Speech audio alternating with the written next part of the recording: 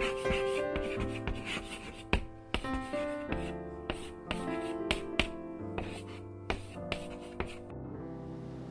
order to show that a figure is a parallelogram, I need to use one of the 5 properties we've been talking about. And so in these diagrams, I have to take a look at what information they've given me and see what property I can match that up to. So my first example, what I'm noticing is they're giving me sides. And so usually where I start is I say, are these sides, are these angles, are they diagonals? Which seems easy to do, but you'd be surprised. So I notice that I'm given sides, and I see that the opposite sides, top and bottom, are the same thing. They're both 7. And the opposite sides that way are both 5. They're also the same thing. And so really, the property they're showing me is that opposite sides are congruent, which is one of our 5 properties of a parallelogram. So that's the reason that I can use to prove that this figure is a parallelogram. Next up, again, I want to start out by noticing what they're giving me. So this time they're giving me angles. So I would take a look at my angles properties, and there's 2 of them that we have. We have opposite angles are congruent is a property, and consecutive angles are supplementary. So what I would probably notice first is that I would tend to notice that those 2 angles are the same. And then those 2 angles are the same, which, because opposite angles are congruent, that's the property that I can use. That's what they're showing me. So opposite angles are congruent.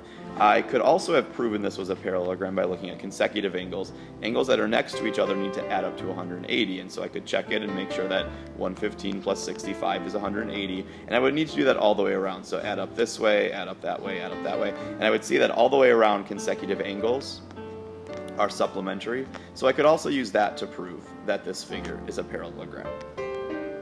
Last up, I'm asked to find the value of x that would make this 4-sided figure specifically a parallelogram. And so again, start with what they're showing you. This time they're showing me diagonals. And so I would take a look at my properties of parallelograms. I would see that the property that we have to make something a parallelogram is that diagonals need to bisect each other, meaning they need to cut each other into 2 equal pieces.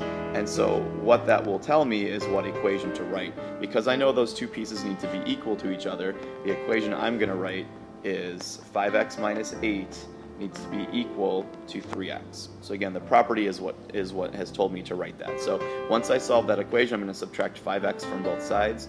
So I would get negative 8 is equal to negative 2x, and then divide both sides by negative 2, and find that x equals 4. If x was equal to 4, both of those diagonals would be the same length, and I could check that easily by plugging in 4 for x. So 3 times 4 gets me 12 for this piece over here.